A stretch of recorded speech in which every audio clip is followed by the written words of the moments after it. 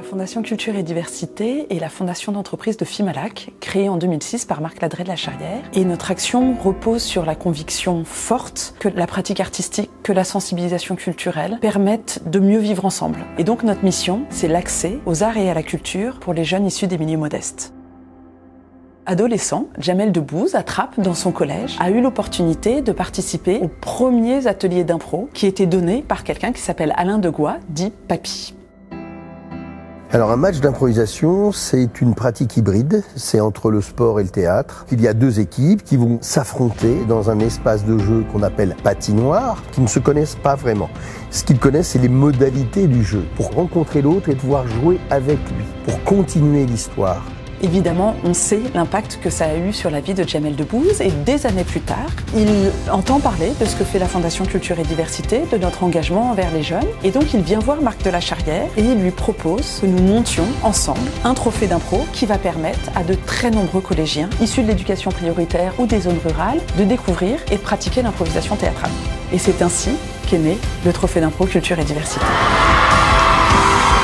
Aujourd'hui, le trophée, c'est 31 compagnies professionnelles qui œuvrent sur le terrain. C'est 30 heures d'ateliers par collège, plus l'organisation des matchs d'improvisation théâtrale avec les jeunes. Et tout ça sur tout le territoire national, dans chaque région de France métropolitaine et sur l'île de la Réunion.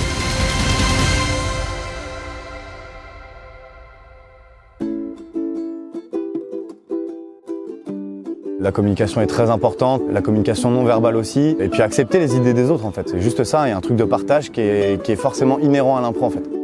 Quand le prof de français débarque et voit son élève jouer du Molière avec un style, et on sait que l'élève il a cherché du vocabulaire, etc., nous c'est un peu une victoire. Je crois qu'il y a 133 collèges qui participent au trophée, je trouve ça complètement fou. Ça aide aussi au développement des compagnies, on va pas se mentir, que ça soit financièrement, en termes d'humain, en termes de matériel, c'est primordial. Et moi j'en suis le parfait exemple, tous les coachs qui interviennent auprès de Déclic Théâtre ont fait ce parcours-là, de collégiens, ont été formés et maintenant interviennent dans les collèges. La boucle est bouclée et une fois que tout ça aura rayonné au maximum, ce sera fou. Prendre d'autres personnages, ne pas jouer son rôle, ça me plaît bien dans l'impro. Ça permet de s'évader, de plus penser à soi et d'oublier ses problèmes. Ils arrivent tous les monstres cauchemars. Pourquoi ils sont là?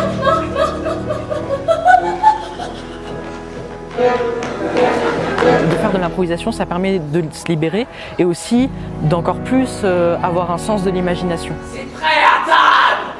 Quand on a eu le match d'impro au collège, c'est la première fois que j'ai vu ce gamin s'exprimer devant tout le monde. C'était un de ceux qui avait la voix qui sortait le plus, alors qu'on ne l'entend jamais. C'est extraordinaire. Il est heureux, il participe à tout et il s'éclate. En classe, moi, ça m'a permis du coup d'être plus ouvert à l'oral, de plus lever la main, plus participer en cours. Depuis que je fais de l'impro, j'ai plus confiance en moi. Je trouve que je suis plus ouverte d'esprit. J'arrive à être plus sociable et à arriver à parler aux gens sans être trop gênée de trop réfléchir de ce que je vais dire. J'étais plus timide, un peu plus réservée, j'arrivais pas trop à parler aux gens et ça a changé, je pense. Ils sont dans une bienveillance, dans une écoute.